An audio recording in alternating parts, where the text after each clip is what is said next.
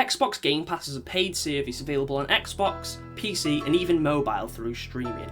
The service allows you to play over 100 titles, whether they be exclusive Xbox titles or a large variety of third-party games. It comes in two tiers, being your standard Xbox Game Pass and your Xbox Game Pass Ultimate. Ultimate provides Xbox Live Gold included and also gives you perks for some of said games, and even provides like special editions. So for example with Gears 5, if you were a Game Pass owner, you'd get the special edition and get the DLC and everything for free. You also get skins for stuff like Apex Legends or Splitgate and like currencies for games that are available on the service too. But in today's video we're going to be talking about my personal top 5 Xbox Game Pass titles. Now these are games that I've only discovered through Game Pass, as the service has allowed me to discover quite a lot of new games that I probably wouldn't have played had they not been on here. And although there was a lot of games that I absolutely love that were already on the service, some of those I would have played whether they were on Game Pass or not, so those titles will not be on the list. This will be limited to just games that I found through Game Pass and absolutely love playing. But I will just reiterate, these are my personal top favourites. You might disagree with my picks, you might agree. Maybe you'll discover a new game here that you actually want to try through this video and you'll go and give that game a go. That's entirely possible. But anyway, with all that out of the way, how's it going, Magpies? I'm Magpie Leon, and let's jump straight in.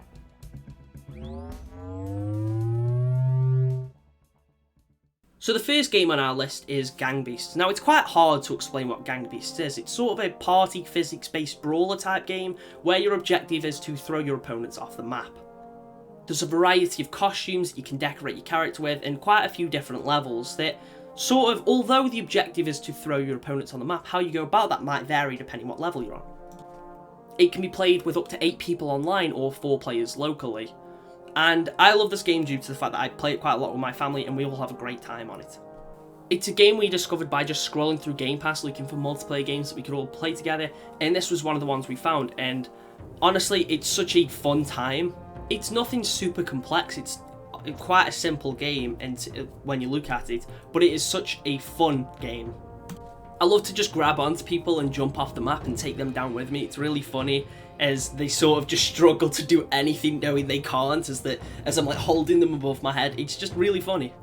Now as I mentioned, there's a variety of levels and you have to sort of think of different methods to take your opponents down through these levels. For example, there's one where there's these trains that come past. Now in order to get the other people eliminated, you have to sort of throw them in front of the train, but they can climb back onto the stage if the train takes too long to get there, so maybe you have to try and look for a way to keep them down there, or throw them just at the perfect time. Now you're able to knock your opponents out by headbutting them or punching them, and then you can pick them up and throw them off.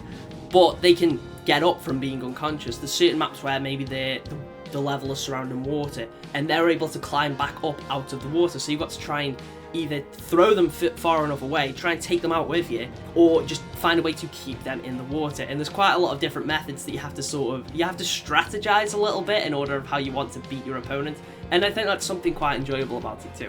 It's just a game that's a real fun time with friends, so if you are looking for something to just mess around with a few mates, then I definitely recommend this title. Whether you play it through Game Pass or just buy it, it's definitely worth the money.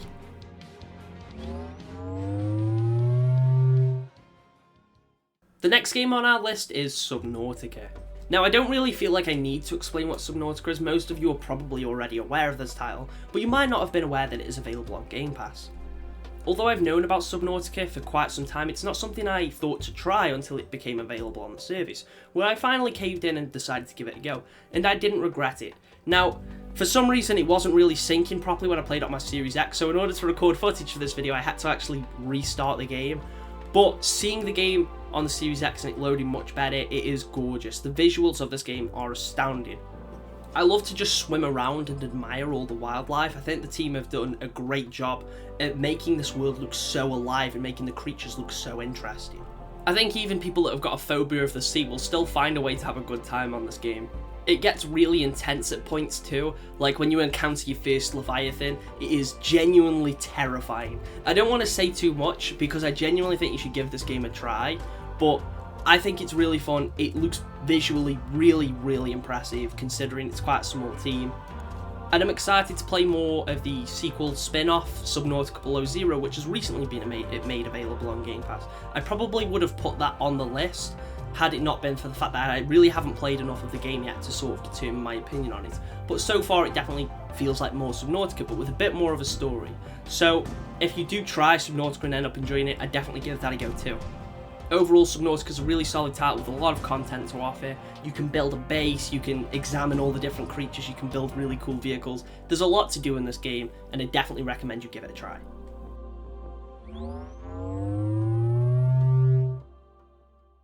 Continuing with our theme of the ocean, the next game on this list is Maneater. Maneater is a game that, again, I've been aware of for some time, but I was never really that interested in it. Don't get me wrong, I thought a Shark GTA kind of game sounded kind of cool, but it wasn't really something I ever intended to pick up. But then I saw my brother playing it one day, and the game was available on Gamepass, so I thought, you know what, I'll give it a try. And I had a really good time. The game isn't very long and is quite easy to 100% for all you achievement hunters out there, but it's a really fun title. You play as a bull shark tearing apart the ocean. You start off in this really entertaining tutorial segment as you then sort of stripped away of all the abilities you just had and now have to start from scratch. And this is where the game gets really intense as you're this tiny little baby bull shark avoiding all these terrifying giant creatures as you eventually sort of grow and get stronger and become this super powerful mutant mega shark. It has some entertaining boss fights and some really fun gameplay. You unlock quite a few really cool abilities and mutations that alter your abilities, meaning there's quite a bit of diversity to the combat system. My main issue with this game is that I do find it gets a little bit repetitive. Some of the quests definitely do get repetitive later on. I mean, there's only so many times I want to have to eat 30 parrotfish or whatever for a mission. But other than that, the gameplay's solid. It has quite an entertaining story for a game about to kill a shark. Like, its story was genuinely quite interesting. And it definitely has its fair share of content too. The DLC for this game recently come out. I think it's called Truth Quest, and although I'm yet to try it myself, I've heard nothing but good things about it. So maybe that'll be something I try in the future too. The visuals on this game are pretty astounding too, and the detail and the on like the shark and all that sort of stuff is honestly really impressive. The game does an incredible job at making you feel like this unstoppable force of nature that is just tearing apart the land and ocean, and I really appreciate that and I really enjoyed this game. Again, I definitely think it's one you should try.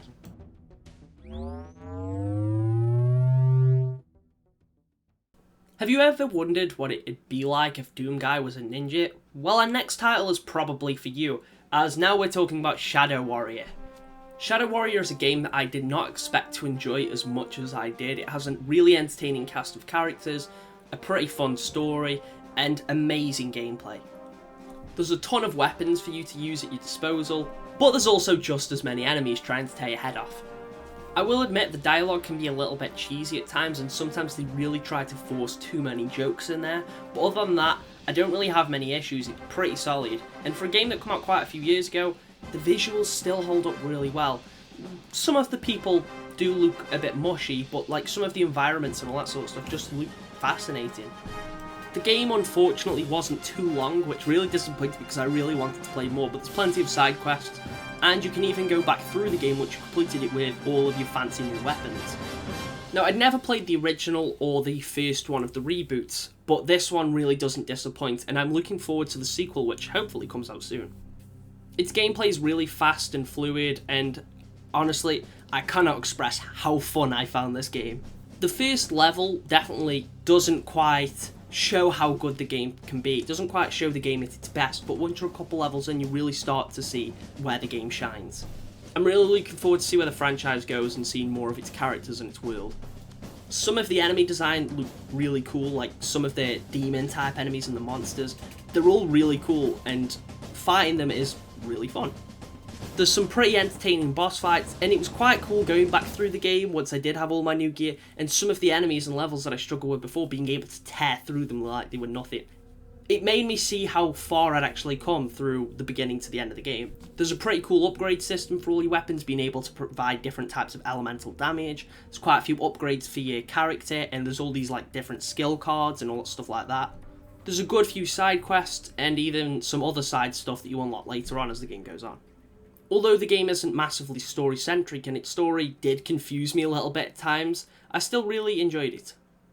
I grew pretty attached to some of its characters, and I'm looking forward to seeing them again in the next one.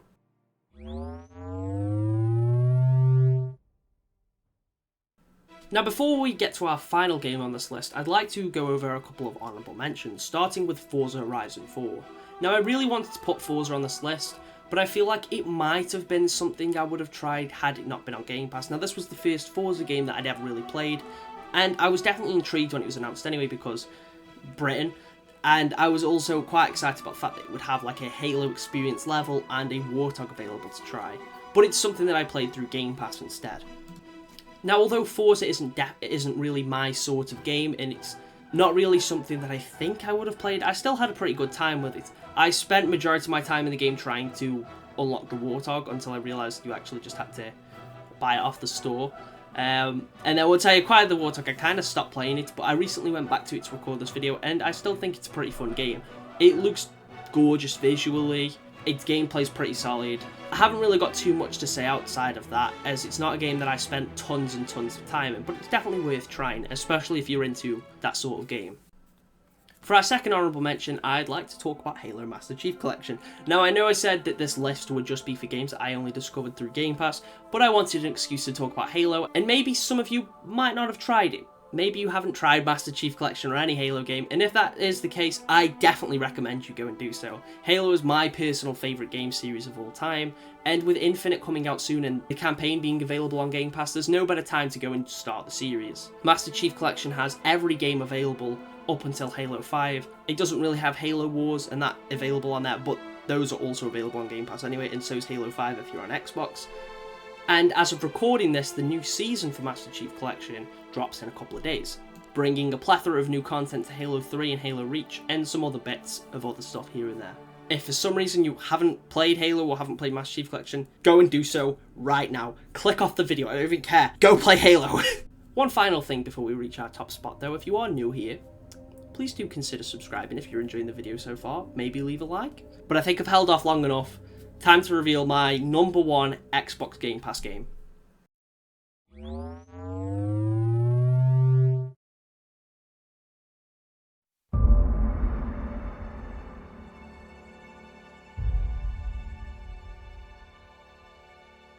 Yep, that's right, my favourite Xbox Game Pass game is The Outer Worlds.